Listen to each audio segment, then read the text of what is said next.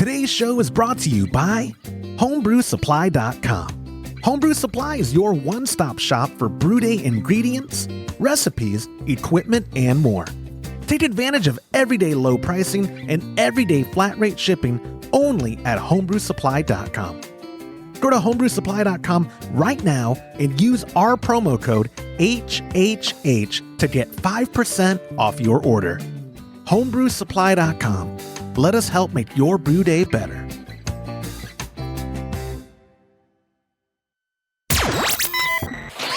Entertaining shows with content that spreads information and sparks discourse throughout the community. This is the Pearl Media Network. Changing keg post, do you have to sparge, large conicals for small batches, and fermenting in the keg? This is Homebrew Happy Hour, episode 196.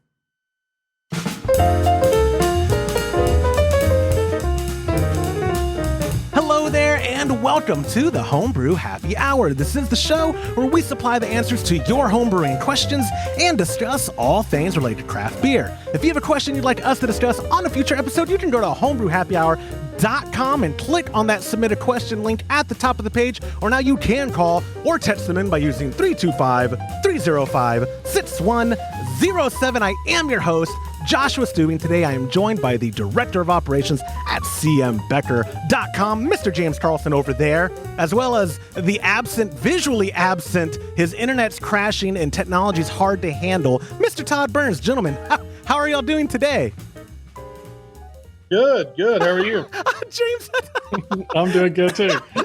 No, I'm not. I'll be honest with you. Yeah, I've had better days. We'll get to both of those. One thing for audio-only listeners, I'm only laughing because usually James waits for Todd, and he has visual cues. He can see that Todd's about to talk, but now Todd's connection's not working right now for the video side, so he just had his ear really tuned in to make sure to hear. Okay, Todd said it first. Okay, now it's my turn. This is great. So what? In the small talk, which again, we're trying to eliminate, not all together, but Todd one time was just like, you kind of dread the small talk out too much, and we could get away with doing less and maybe more questions. So I'm going to get right into small talk, kill the music. We'll get about to your bad day, and we'll get about to Todd's internet connection. But first, I am starting on episodes. So we have a lot of changes. One, we are taking 4 questions now for every episode. That was Todd's idea, which then by default means, Todd, that Keg Connection is sponsoring more of the show every episode, because that's one additional $25 gift card that you're giving. So thank you for your generosity, whether it was intentional or not. Then the second thing I want to get to is at the top of the show, I want to see people have, we title the show, and I try to get as explanatory as I can in the title, but there were some people who said, hey, I listen to some of these other kind of shows, blah, blah, blah, blah, blah, and something that I like about them is that they kind of say what the content is at the top in the pre-roll before going into the show. So I didn't tell you guys I was doing that, but I'm going to start doing that just for the sake of people. They can tune in if they don't read what the description is on the podcast. I will tell you verbally, and then you can decide, like, those topics suck, I don't want to listen to it, or, oh my gosh, this is the greatest show that they could possibly do. Thank you for letting me know, and I'm going to sit through all your small talk to get to those questions. So that out of the way, James, real quick, why is your day bad? No, a lady hit me, and I was at the stoplight fixing to go to the bank, and she plowed in the back end of my car. Normally, when you say, at first, when you told me, I thought you were telling me a woman hit on you. And I was like, James, why is that a bad day? No, she hit the vet, man. Yeah. I was shocked at how much it shook the whole car. And she's like, oh, my foot slipped off the brake and onto the gas, and I bumped him. And I'm like, you did not bump me. You rear-ended me. And the most frustrating thing is this whole time she never once said, hey man, I'm sorry. Young people, dude. Young people, we're the worst. She was probably a millennial. Gen Xers, like, I think y'all are Gen X, right? Aren't you and Todd Gen X? Y'all are, between the boomer and me, millennial, and then Gen Z. Gen Z they're getting better. It's my generation, millennials. Oh, we're the worst. So your day could be much better. Mr. Burns, what's going on over there? What's up with no connectivity? Oh, we had a huge storm. We got 5.5 inches of rain. And the internet was working fine last night at my house, but I went over to the barn, it wouldn't work. And then when I came over here, it's still not working very well. So I'm audio only today. So y'all don't get to see my fancy shirt and beautiful face today, I guess, huh? Oh, my friend, in post-production, I'm going to edit something good. You just... You just wait. I just have to be creative because when it's on the full screen, that'll be easier. When I go to the split view, I can maybe be a little bit more creative. James had a great suggestion. The one of you looking through the refractometer, and I already animated it. So every now and then I can just have you from the bottom sneaking up into that spot and then sneaking back down. It's going to go great. This is another reason you want to tune into our YouTube channel if you don't already, because I have a lot more fun with the visuals. But official small talk now before we get into our 4 questions for this episode. The 200th episode is coming up.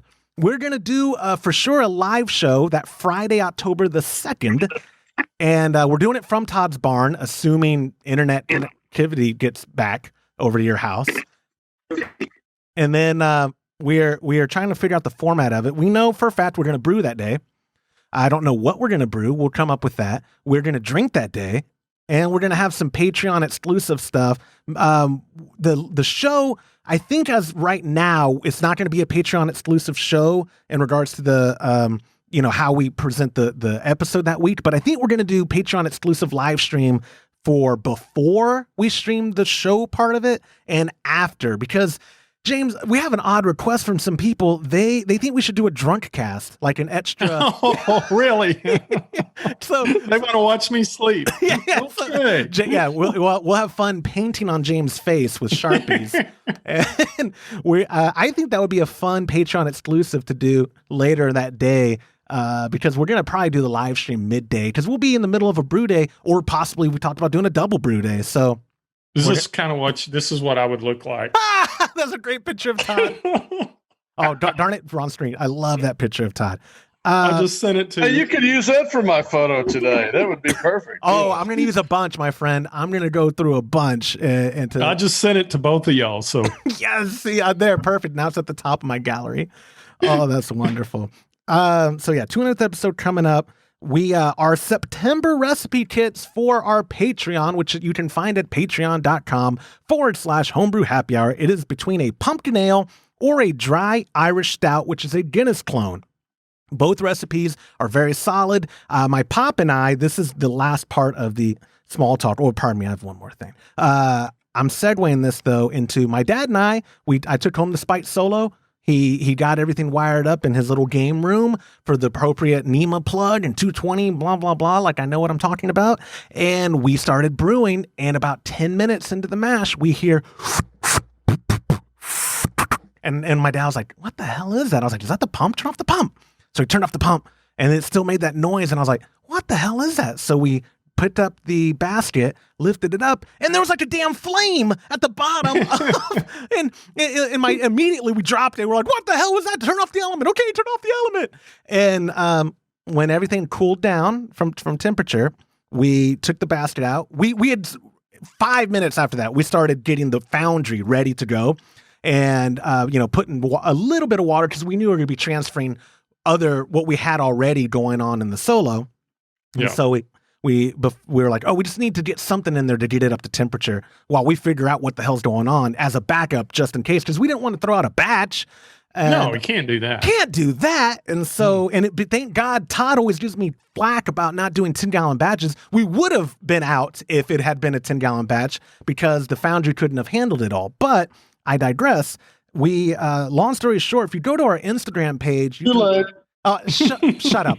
I think I posted it in our story on Instagram. I know I posted it on our Patreon Facebook group. The element, James, did I send you the photo? You did. It cracked. It was gone. Yeah. Totally gone. And I suspect it was from the first damage that Kenny and I did back in March at that brew day at the barn. Because remember, we scorched the hell out of the grains. I think they were double milled for some reason. I don't remember. Yeah, that would be my fault.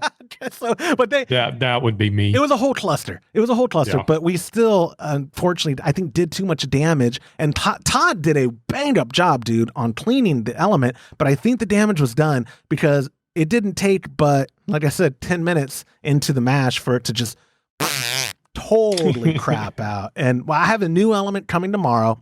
We're gonna, remember, we're on a prototype, right? So I don't want to disparage Spike because it's a great system and we love Spike. I think the damage that Kenny and I's brew day did to it separated. And me. Yeah, well, yeah, in you, but it was Kenny and I's brew day. I think the damage separated that element just enough that it may have been rubbing up against the basket because they're supposed to be a lot closer parallel. And when we pulled it out, it was like this, dude. It was like an alligator mouth or the greater than symbol.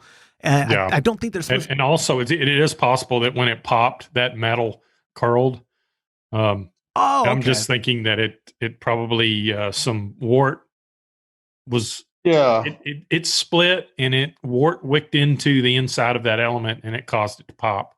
That has to be what happened. Yeah, I want to make sure we're clear that we absolutely cannot blame Spike because nobody actually read the directions before we used it, like a bunch of men. Yeah. I mean, I didn't read it because I wasn't brewing on the system, so that's my excuse. Yeah. Well, you're not wrong. You're not wrong. My dad, I will say this, my dad did read all the instructions and he auto-tuned. Here's what was weird, guys. He auto-tuned it the night before, but no basket in there and just water. And it held up like a champ for his 48-minute or whatever it was auto-tuning of the controller. Mm-hmm. So I told him, I said, I think it was just that brittle that you're lucky it lasted through that. And then as soon as Wart touched it, it kind of had PTSD. It was like, oh, not this again. And then crapped out. So we're going to see. And look, worst case scenario is this prototype because they have changed a lot from the system we have to what they're shipping out. And so maybe the basket design being one of them, right? And so maybe this was a defect of the prototype, which is why they had no problem sending it to me. But we're gonna see. Yeah, I suspect probably not. I don't either. No, it's just it's either you touch the basket, it's the element. So you get a new element, it's going to work fine. I promise you. Exactly. Yep. I know. I was joking, but I am looking forward to brewing on it, which will be next weekend because the element comes in tomorrow. I'll be up at headquarters next week, get to take home a recipe. And because I'm doing a bigger batch, I'm going to charge it to Homebrew Happy Hour because I'll bring you a keg of it, Todd. And then this is my idea to get a few brew days or maybe a few months worth of brew days on this Spike Solo and then jump up to a 3-tier. Like that. That's the ultimate goal I'm going for here because I do want to get it on this keg trading with you guys. So brewing in 15-gallon batches and keg trading seems like the right thing to do. When you told me that last week, Todd, I was like, he's smarter than he looks, man. Or on this episode, you don't look anything. So the photo that I just put right now, you're smarter than you look right there. So I can't wait. This is going to be the first episode Todd actually watches. But last small talk thing, then back to the questions, or on to the questions rather. Our recap, we did a Q&A with Casey Helwig from Imperial Yeast last week for our Patreon members. That is going to publish this weekend. I'm going to publish it on Saturday, is that the 5th? Saturday the 5th. It'll be published on our YouTube. If you want to be active in the Q&A, participating in the event, because we had a great turnout. You can always join any level of our Patreon, patreon.com/homebrew happy hour, and you can join our private Facebook group, or if you don't do Facebook, we give you a stream to the YouTube if you request it to be a part of the live actual thing. Todd, I would say that live stream went really well. One of our better ones. I think we're getting in the groove of asking questions with our guests and of getting information out of them. What do you think? Oh yeah, yeast is always such a great subject. So I think we got some really good questions, some questions that I certainly wouldn't have thought of. So I thought it went really well. In fact, James and I were talking about something with the yeast a few days later, and I was like, "Oh, you got to listen to that." He says he hasn't received a link for it yet, but I'm sure you can send him one, right? Absolutely. Yeah. I will. When I get it published on our YouTube, right now it's only housed on the Facebook, the private Facebook group, which is, again, available to any member of our Patreon. And we've had, since COVID, we've had a lot of people join, but we've also had a lot of people have to drop. And our community is so good. Most of them will mail me or email me or message me through Facebook and tell me, like, please, I don't want you to think it's anything y'all did. I just, COVID. No, I'm out. Nowadays it's surprising that, it could be worse. Exactly. And I totally understand. And that's what I tell them too. And they're like, if you not kick me out of the group, I get it. I was like, I'm not going to kick you out of the group. You're still part of our community. So that's maybe my folly is some people who are never a Patreon. They're like, hey, can I join the group? Okay, whatever. You can join the group. But, hey, can I join the group? Can I join the group? Yeah. Yeah. James, get your Facebook back. You're back in the group, man. No. So I think that was record time for me getting through all the small talk, especially considering I added small talk. Let's get to the questions, fellas. I have 4 questions for us for this week's episode, starting with question number 1, came from our friend Chris B, who wrote, hey guys, I've got a 2-parter related to kegging. I finally figured out my pouring issue from one body of my dual body regulator. It turns out the gauge is busted and was giving me a bad reading. Now it gives me no reading. Is there a way to open the regulator and fix this on my own? My second question is about changing out pin lock posts to ball lock. Is this as simple as unscrewing the pin locks and screwing on ball locks, or is there more to it? Thanks, Chris. Equipment questions. Todd, you were trying to get out of doing the show this week by messing with. Wrong. Yeah, you added a storm to your place, and you have all this electricity or Wi-Fi bandwidth issues. But I'm going to throw this to you first. Let's start with the first one on the regulator. Is this something you feel comfortable letting customers troubleshoot and fix on their own, or is this a warranty? Yeah, the only part I didn't understand on the question is he said, can I open up the regulator and fix this? But it's just the gauge that's not working, right? He correct. He said, it turns out the gauge is busted and giving me a bad reading and now giving me no. So those gauges are pretty disposable. Sometimes you can take the front lens up and you can move it a little bit, the needle, if it's stuck on something, and get it to work again. But for the most part, they're very inexpensive. And they're very easy to replace. So on the gauges, I don't know which gauge it is. It's a taprite regulator, right? So it doesn't on the 0 to 60 gauge, it would be right hand thread. On the 0 to 2000 gauge, it would be left hand thread. If you bought it from Keg Connection or Homebrew Supply, we'll be more than happy to send you a replacement out. We appreciate your business, and we can help you with that. If you bought it somewhere else, we will still be more than happy to help you out. But I do need to know what the brand of the regulator is and so forth. So if you want to just contact me personally, I'll be more than happy to help you with that. In fact, I actually look at all the emails for help at kegconnection.com. I took that over.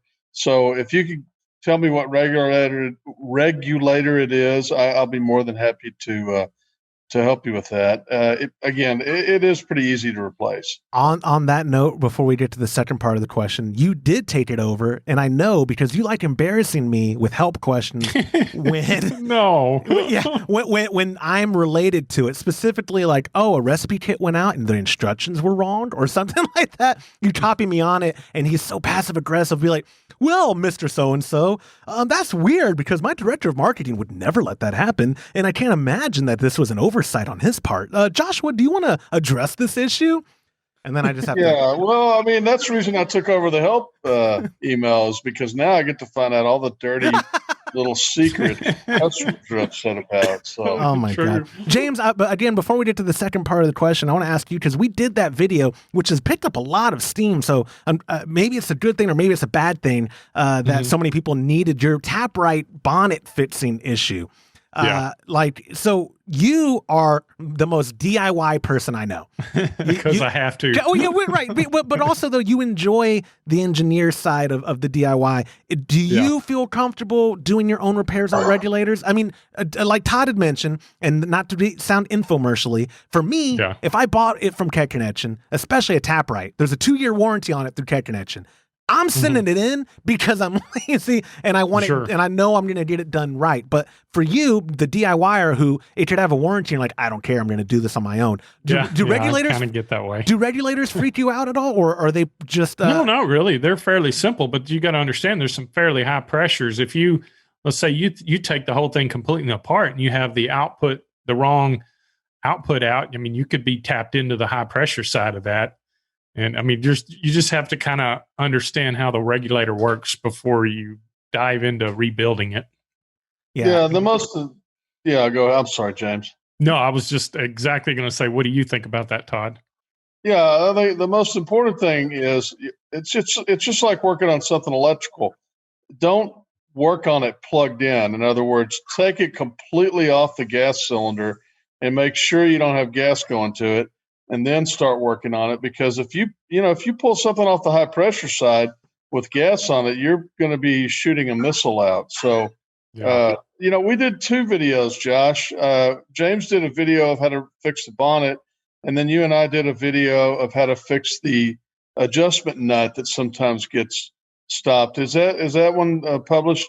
Where could they find that? Yeah, and I want to say though that second video may have been on the Tech Connection YouTube. I'll add it in the show notes because you're right, we did it. And it would make more sense to put it on Homebrew Happy Hour's YouTube and embed it in an article like we did with James. And like I said, that one that James did is maybe we did publish the one you're talking about, Todd, because we did that. Was it last year or was it this year? It was one of the more recent videos. No, it was in the last few weeks.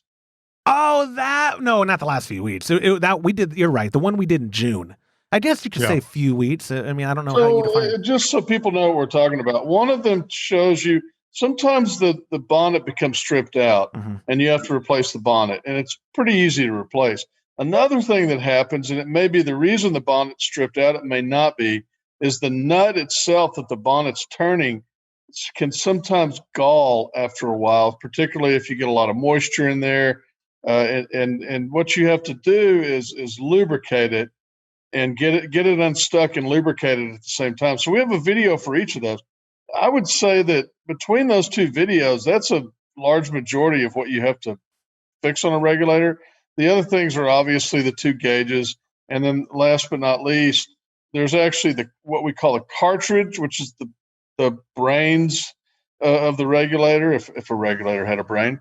And also a little diaphragm that goes with the cartridge, and that comes in the rebuild kit.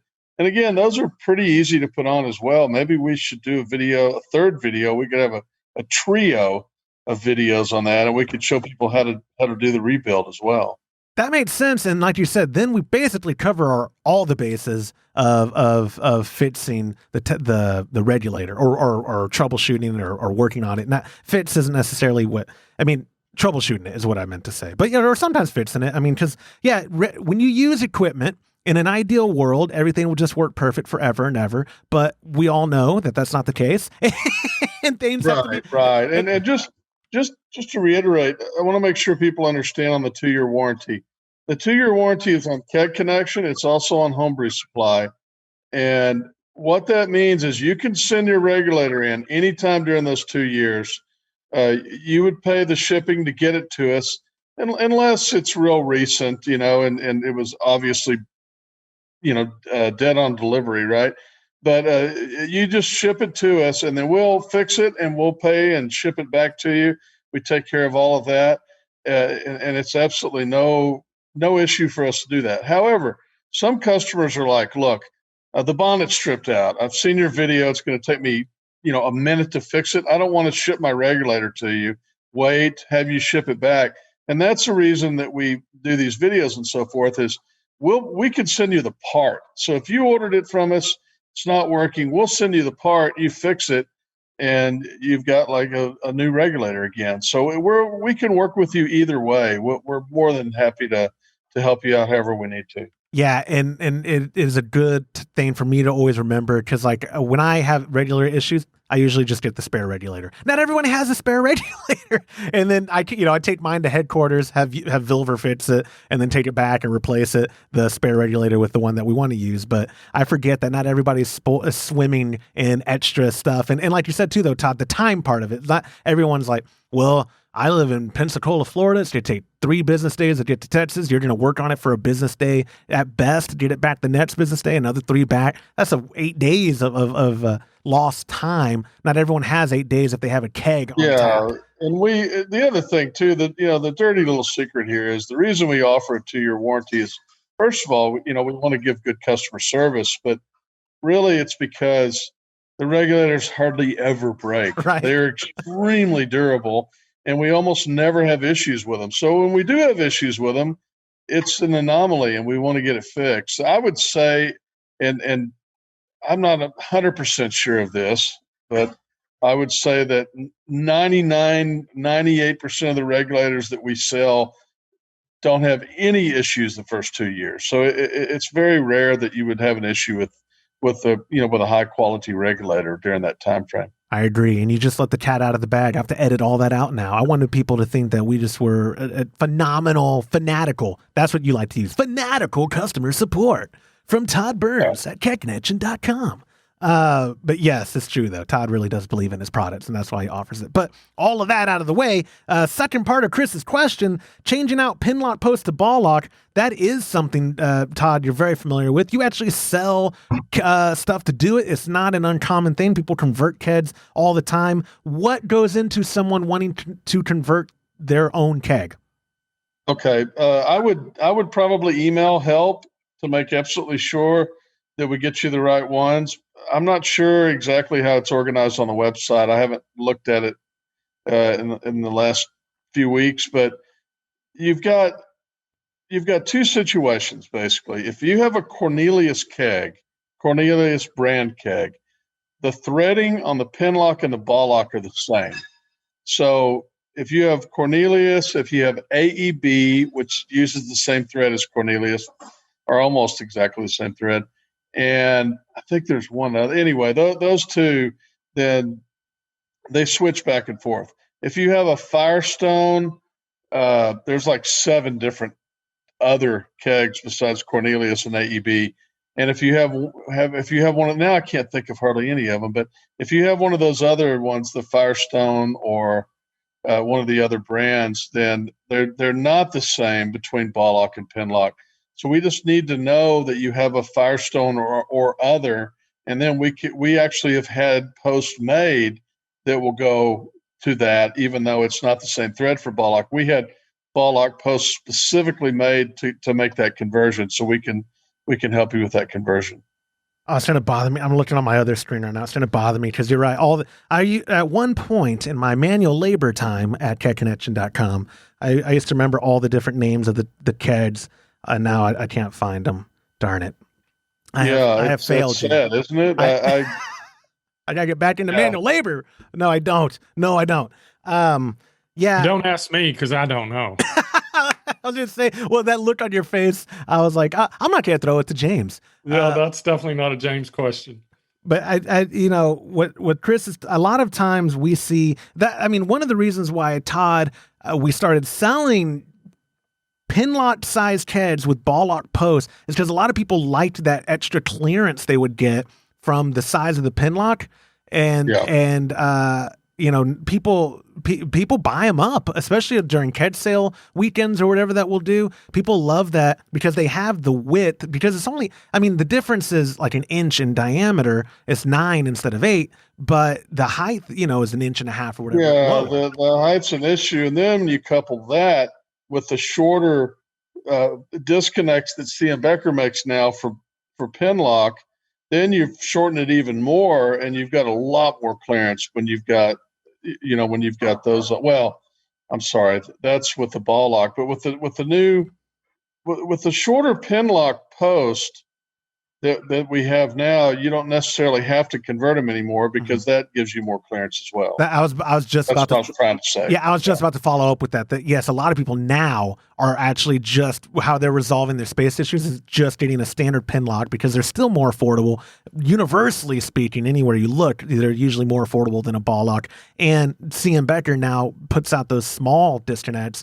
And the clearance on those, dude, are phenomenal. Now you're talking about like, oh, I can really wedge this in. It's almost a little bit above the top of the rubber handle. So it's great. It's for people who like having a chest freezer is one thing where people, I say that some people have to make huge collars to account for top space. And, but like a standard old kegerator, you could fit 2 pin locks in one of those Edge Star kegerators, like what I have at my pop's house, or even the fridge I have in here is still one of those kind. You can fit 2 in there with the short disconnects. Boom. like when I used to have a commercial beer on tap with my original kegerator, I'd have to get those low profile couplers so that the lines wouldn't just immediately, be crinked at the top and not, it would affect the flow. So for commercial, low profile couplers are the way to go in a tight space. And for homebrew, the CM Becker, especially for Penlock, those small, is there a right name for them? Just small profile, right? I mean, I don't know. Yeah, we call them Coca-Cola disconnects because that's who used the Penlock. No, those particular ones we call short. Yeah, just shorties. Yeah. The wheel short and long, and we call those short. Yeah, you hear that all the time, Todd. Anyway, moving on to question. Oh, first off, thank you, Chris, so much for submitting your question. A good reminder that if we take your question on a future episode, we send you a $25 gift card to kegconnection.com, courtesy of Mr. Burns. Thank you, sir, for your generosity. Moving on to question number 2 came from our buddy Ivan, who used the submission form at homebrewhappyhour.com. Ivan wrote, "Hey, Josh, I love the podcast and all of the useful information James and Todd share each week." That was kind of a dig at me, I think. It was. Huh. I wanted to know if there was ever a situation where you would choose not to sparge while brewing. Right now, I only brew extract beer, and there isn't really a sparge. I have read that brew in a bag is the only time most people don't sparge, but what would happen if I start all grain brewing and I don't sparge? Would I need to change anything else to accommodate not sparging? Thanks for helping me. Well, Ivan, I'm going to pass this off to James or Todd. Todd. Well, wait a minute. No. We called out a lifeline on this one, didn't we? Yeah, we got a pro answer. Oh, you're right. You're right. And I have it pulled up here.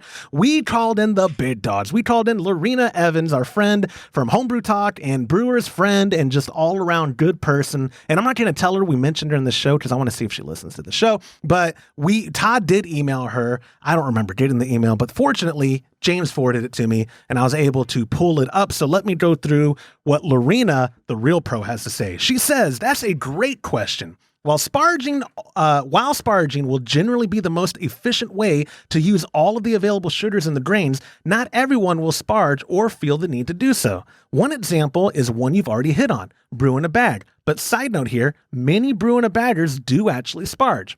There are also many homebrewers who do a no sparge full volume mash with good results. I've heard it said that those mashes create better quality wort, but I think that may be a stretch. Many of the no sparge set will recirculate with an all-in-one system or another system that makes it easy to do, but that isn't required. There are 2 things to keep in mind with no sparge brewing. First, consider that alkaline water will have a greater impact on the mash pH since there is more water in the mash and the mash pH could be too high if not accounted for. The second is that you may get lower efficiency since you're not sparging to get every last bit of possible gravity points out of the grain. With the water part of this, simply recognizing the possibility of a higher mash pH and using RO or distilled water or taking appropriate steps to lower the pH of the mash will fix that. Accepting a lower efficiency and using more grain to make up for the lower potential starting gravity will fix the second. I personally have been doing no sparge brewing for about 6 months in my traditional 3-vessel system with no loss of efficiency and with great results and a time savings as well. Lorena, that was a lot, but man, I don't even know how to add on to it. She's absolutely she took the word out of our mouth. Yeah, very, very good answer. Yeah, and I'm not. Oh, I wanted to be like, well, Lorena answered it. Okay, moving on to question number 3. But Todd, tell me first off, did you reach out to her lifeline because you've never not sparged? No, we were I called her about something else when I was brewing on Saturday. I had a question for her, and while we were on the line, she mentioned to me that that's what she's been doing for the last 6 months, and then you asked me about it a few days later. When you ran into your situation, and then when we got this question, I thought, well, Lorena does this all the time. That's what she does now. So it'd be good to get her perspective, which I'm glad we did. I actually did practically a no sparge recipe, not on this recipe, but the one before, because I'm an idiot and did my water to grain ratio calculation wrong, and I must have been really, really sleepy that morning because it shouldn't have made sense to me. But I put way too much water in, and I really couldn't tell any difference. Now I did, to be fair, I did sparge a little at the end. I just didn't do the full sparge because I had so much water in there. So, and another thing too, I tend to do a lot of times is I pull a lot of wort out before I start sparging. I let it get almost down to the grain bed and then start adding more water and building up that clear water on the top to sparge. So I don't know. I guess we'll have to try it completely no sparge sometime and see what we think. So I like that you got the hierarchy out of the way at the top. So my dad calls me for help. I call James or Joe or Todd for help, and y'all call Lorena for help. So really, this is Lorena's show. I guess is what we're getting at, is ultimately it could be called the Lorena Evans Happy Hour. But no, she is like, she's my go-to as well. I just always feel like I'm bothering her because when she gave me that access to like, oh, ask me anything, anytime. I'm like, all right, lady, you asked for this. And it's usually about kombucha lately. The beer stuff, sometimes I'm too embarrassed to ask her, but I don't mind asking you guys because I already know how y'all judge me. It doesn't hurt my feelings. It might be interesting. I hate to do 5 questions, but I'll do the 10-second version. The one I called her about was lactose. I was concerned on how the lactose would change the calculation for beginning and for starting and ending gravity because, it doesn't ferment at all. And then she very nicely explained to me that it doesn't affect it at all because it won't affect the calculation because it's just there and it accounts for it automatically because it doesn't ferment and it's in your final gravity. And then I went, well, duh, I should have thought of that on my own. But anyway. I would never call you a name for that, Todd. I would never. And that reminds me, you brewed a melt stout, right? That's why you were using the lactose? Yes. Did you hit your numbers then with all your mishaps? The beginning, in the beginning gravity, starting gravity I did. It has stopped fermenting and it has not bubbled in a day or two now, which is pretty quick. So I am going to transfer it to the secondary this evening, and I will let y'all know what the final gravity was, or at least the gravity going into the secondary. Yeah, we can cover that next week. That'll be good to recap on, just because I joked in our private Facebook group whenever I posted about what happened to me. And I was saying, like, what is a smooth brew day? 2020, I've not had a smooth brew day. I forgot what those feel like. And the good thing is, though, being like our community is so good, but the homebrewing community in general is so good, where you put that out there and then people are like, oh yeah, here's what happened to me last brew day, or, it's not unique. And so, yeah, us being able to document the hurdles and hiccups that we have any different brew day, I think is a good thing. And then though, to just remember that, what did Charlie say? Relax, don't worry, have a homebrew. That at the end of the day, most of the time it's going to be drinkable. And I'm hoping the reason Charlie said that is that he and I share in that I have never had a perfect brew day. Something always goes wrong. Right. And you know what'd be funny is what if Charlie was a terrible homebrewer? Have you ever had his beer? What if what if he was really bad? And that's when he's just like maybe he and I have the same mindset where he's like, I can't brew a good beer. I'm just gonna relax and drink this shit anyway. What if he didn't? We always, some people romanticize ancient beer, and I'll be like, I bet it wasn't very good. I'm sure it was by their standards, but without, we are living in the best time ever to brew beer. We have labs dedicated to it. You're telling me the ancient people were brewing just as good as beer as what we're doing with freaking, modern day science? Of course they weren't, but they didn't gripe about it to some podcast.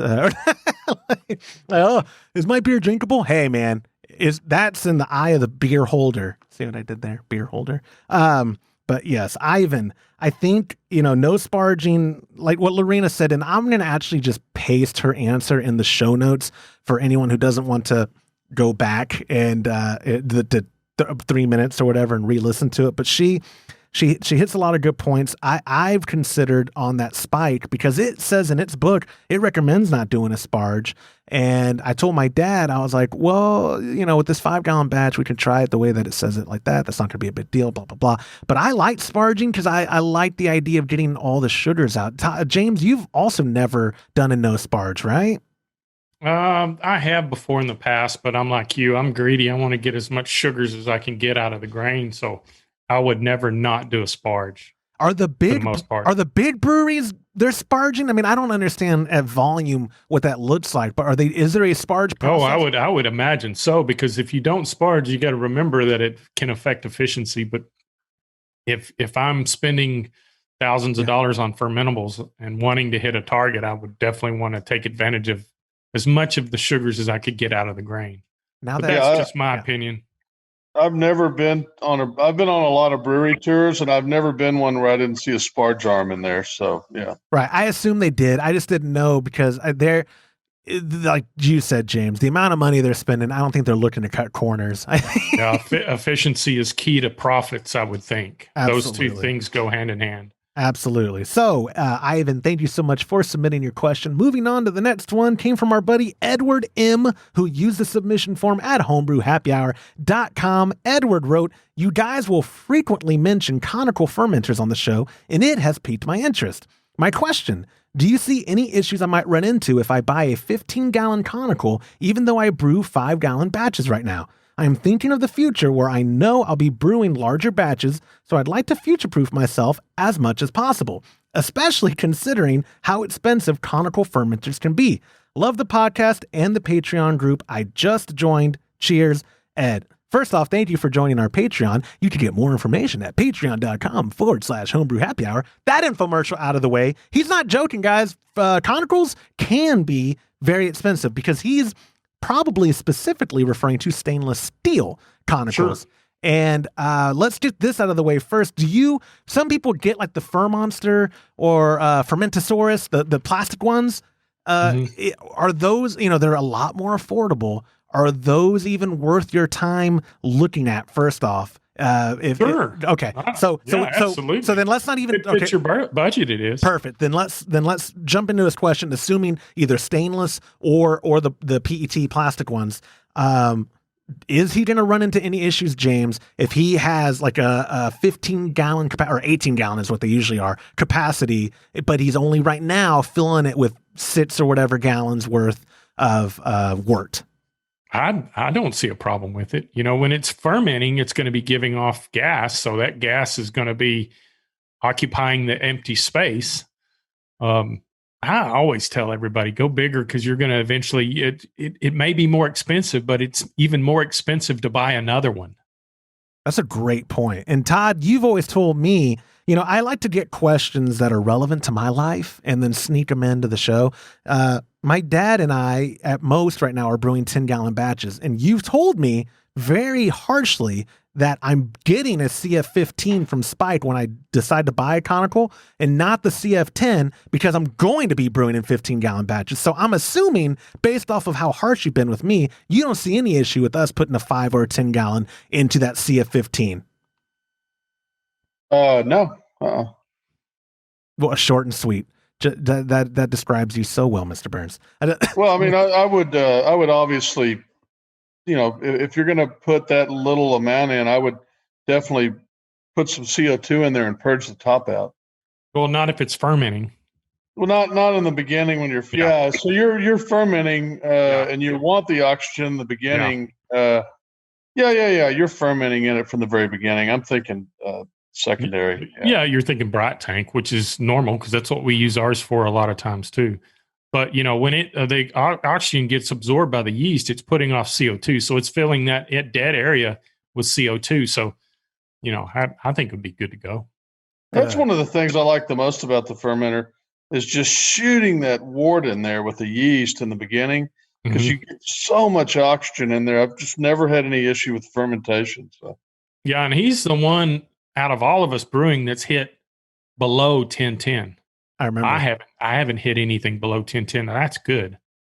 I'm kind of banking on Todd starting up a microbrewery or something, and I'll just invest in that because lately Todd's beers have been just on point. They're solid, single one. Yeah. Like James, no offense, you had your time. Yeah, that's true. His attention to detail, he could be a brewer. It's disgusting. You had your time. It's Todd's time. I'm waiting for my time. 2021 is going to be the year of Josh, and no estery Kolsch's, but we'll see. Well, here the last couple of weeks, we've both been brewing fairly frequently. So, We're getting a healthy stockpile of beer. We are. And Yeah, we got 4 beers right now. yeah. If you were brewing with us, we would have 6 beers we could share between each other. I'm going to start with the next batch. I promise. Which I will say this though, the cream ale, we kegged it Saturday so that we could drink it Sunday while we brewed.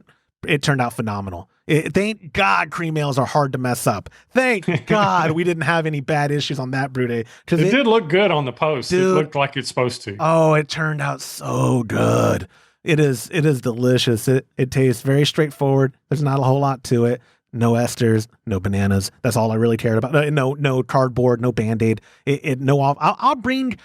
Man, we could bottle. We have the beer gun. I could bottle and bring y'all some. I was just saying I could bring you a growler, but bottling would be probably better, and then you don't have to drink it right away.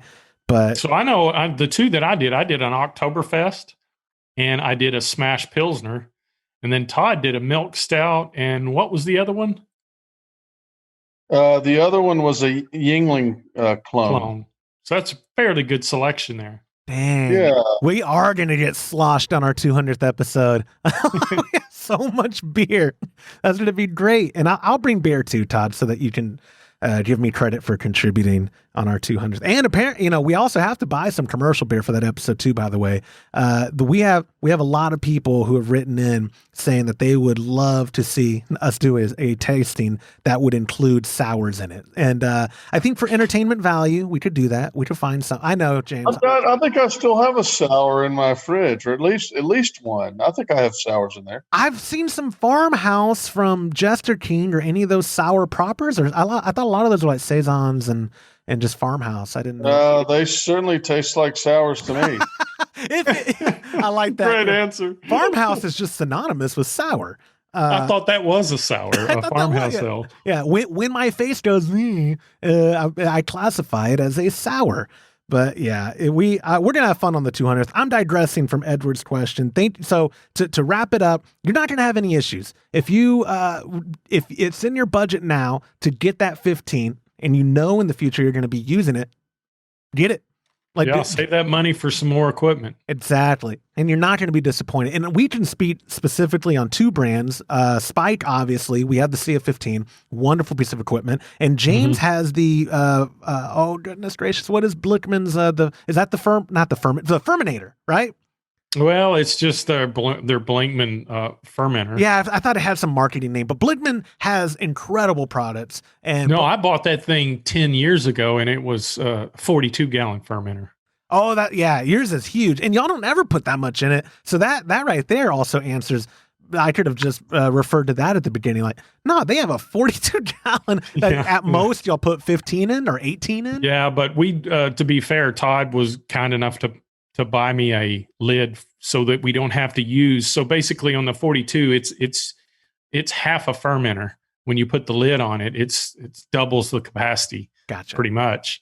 So he was kind enough to get just a flat lid for it. So we don't have to do batches. And 42s is a lot. And those stainless ones, so with Spike, it's a unit vessel, right? I mean, you can do everything in it. Primary, secondary, make it a bright tank, serve out of it if you want to. You can with the Spike, but you can't with the Blink. Right. And they're going to be releasing one, though. They've been teasing the material. I can't wait for that, because then what I'm going to do a price war on both these guys. I'm going to hit up, because we love both companies. I'm going to go, all right, let's wheel and deal, guys. Which one of y'all wants me to talk about you on the show? No, I'm kidding. That's trashy. One thing about the Spike too is it's a 15-gallon, but James and I have both put 17 gallons, or maybe even a little more in there a bunch of times. And if you remember, Todd, all the times that we've done that, have you had any wort go into the airlock tube? No, I never have had an issue, and it's real high up there. It's because it's a dome, which is nice. And the other thing too is that when you do that, you of course you're always going to lose some beer because you've got your yeast on the bottom, you've kind of that yeast slurry, and you've got, you're never going to get all the beer you put in the fermenter. You're always going to lose some. So it's so nice if you're filling 3 kegs, you got 17 gallons in there, and you could completely fill those kegs. So that's a real benefit to me. Yep. It is. It's a great big piece bonus. It's a great piece of equipment. Like I said, some people, Spike has been a sponsor. They're a supporter of our show. They love what we're doing, but they don't give us money. Right now, at least, they don't give us money, and we've always talked good about them. People always give me crap about Spike and Imperial because they're like, oh, so you just talk about who gives you money? They don't give us money, man. Like Spike, I would love Ryan. I know you're listening. I would love to have your money, or your equipment. Just give me your equipment. But no, I think if we can be as transparent as possible, when the product's good, we support it, and we want to talk about it. And yeah, Spike makes phenomenal ones. So Edward, if you're going the stainless route, Spike obviously is a top choice, and Blickman and SS Brew. I mean, there's a lot of good choices. Do your homework, see what's in your budget, and you're not going to have any issues putting a 5-gallon batch in that 15 and then future-proofing yourself. So moving on, guys, we got one final question for this week's episode. Came from our friend Brent, who also used the submission form at homebrewhappyhour.com. Brent wrote, "Gentlemen, I thank you for what you do, and I wish many more years of success for you all. What are your thoughts on fermenting in a Corny keg? Is there any reason I couldn't safely ferment, crash, carbonate, and serve from the same keg? I would love to hear if you guys have tried it before or what you think. If you choose my question, I am buying another Corny keg with the gift card." Brent, I like when people are straightforward with me. Yeah, hey, if I'm submitting a question that would help me, but really I want the money so I can buy another keg. Let me take a stab at this first, and then y'all correct me if you will. An issue I would see is you're gonna have to probably cut the dip tube up a little because you're gonna have trub at the bottom, assuming that you're not doing any kind of transferring. If you're literally doing from primary fermentation till serving without doing any other removal and transferring, you're gonna have sediment, I think is the appropriate word. Trub at the bottom. If you do any kind of adjunct or dry hopping, I mean, so cutting the dip tube is my number one thought you're going to have to do. Number two is, how do you prevent that garbage from coming up, guys, when you're serving? That would scare me to potentially serve a friend and it's supposed to be a Kolsch and it looks like a New England IPA. Because I imagine clarity might be difficult to come across when you do it all in one Corny keg. Now, with my two primaries out of the way, Todd, let me kick it to you first. Would you ever consider, let's say in another world, you don't have these fermenters, you don't have access to all this equipment, would you ever have considered doing the entire fermentation and then serving process in one Corny keg? I wouldn't personally do it, but it's possible. You're right. You probably want to cut the dip tube. I mean, we've dealt with some of these things. Anybody that kegs has probably put their beer into their keg and then they've gotten additional settlement. And when they, a good example would be when I keg my beer, a lot of times I'll have 3 kegs. James gets one, Josh doesn't because he doesn't share with us. And I'll put that other one in the fridge and let it sit there for a month while I'm drinking the first beer. When I pour the first couple of beers out of there, a lot of times it'll pull stuff out and then it's extremely clear beer. So the good news is I think that even if you didn't trim your dip tube very much, you would suck all that stuff out. But I'm going to preface that by saying if that stuff is primarily yeast and maybe a little bit of hops, in other words, if you dry hop and you do all kinds of stuff like that and you get a bunch of crap in there, your dip tube's going to be stopping up all the time. It's going to be an absolute pain, and it definitely wouldn't be worth it. I think you'd want a fairly simple beer that didn't create a lot of large objects in there, and I think you would have to understand that you were going to have to pour some beer for a little bit to get all that stuff out of the way before you started getting clear beer. But I think you could do it.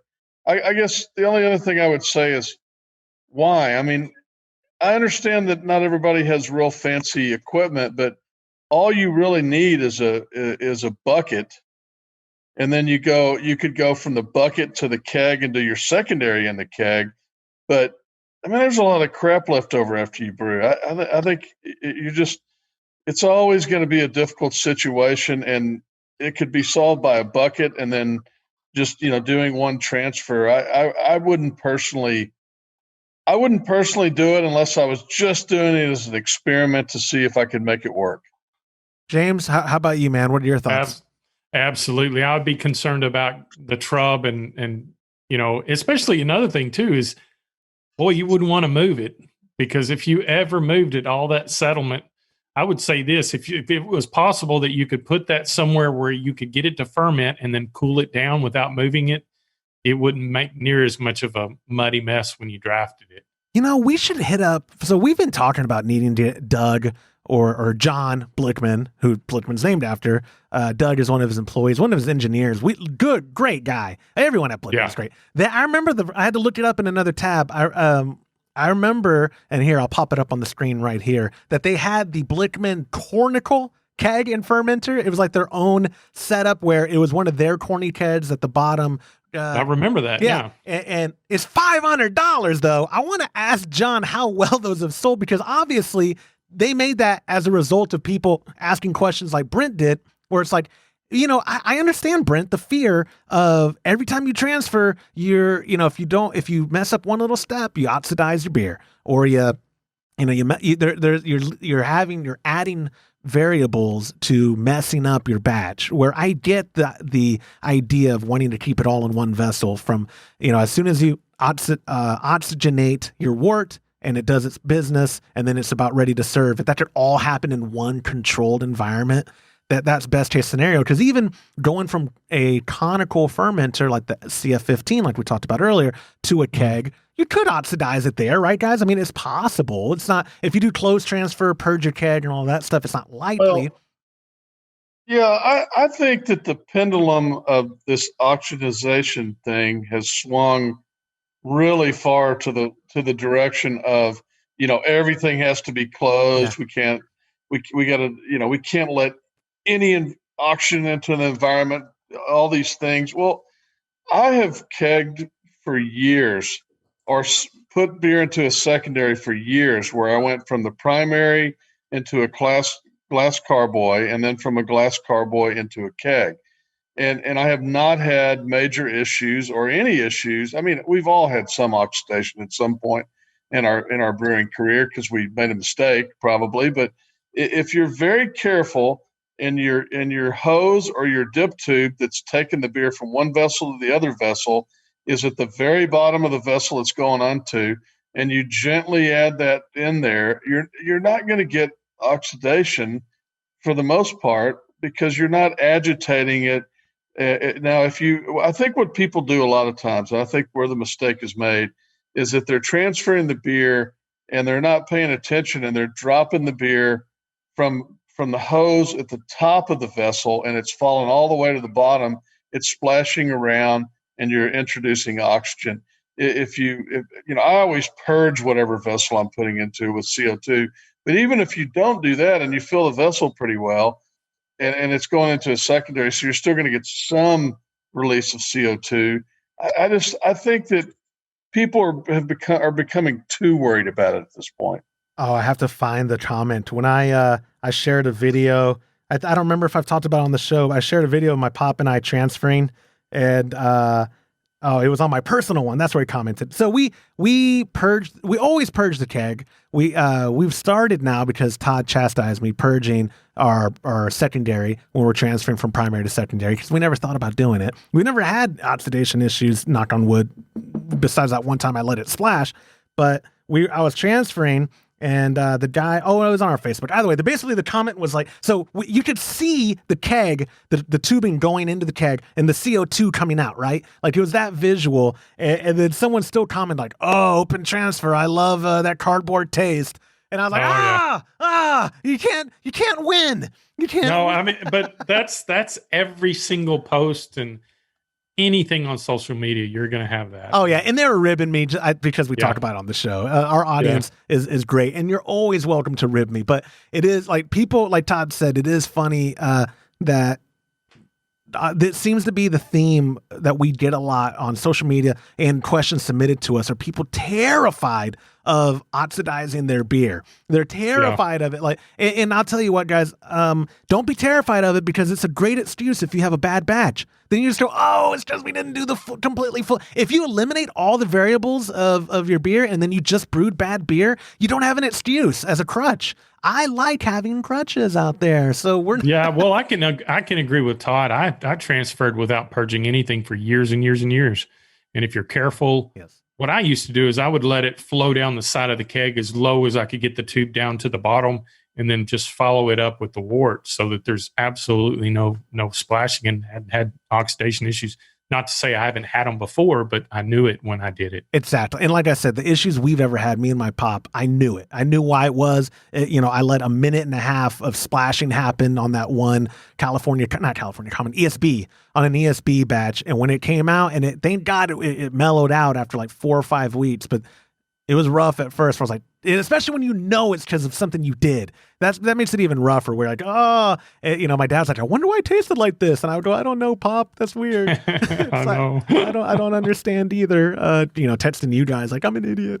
But anyway, guys, so I want to first thank you, everyone, Brent, Edward, Ivan, and Chris, for submitting your questions. The final reminder that when we take your questions on our show, we do send you a $25 gift card to ketconnection.com, courtesy of Mr. Burns. If you don't get the email right away, email me, joshua@homebrewhappyhour.com, or message us through Instagram or Facebook. Our email has been ending up in some people's spam when we do this automated system that pushes out these emails about the gift card. So if you don't see it, and I send them the day of, so all of y'all should have that in your inbox. If you're listening to this and you go, that's my question, and I don't have my gift card information, just hit me up and we'll get you set straight. But anyways, guys, we made it a whole hour. We are finally the Homebrew Happy Hour. How cool is that? It only took 196 episodes, but I thank you both for your time and for doing the show with me today, and I'll see y'all next week. See ya. Bye.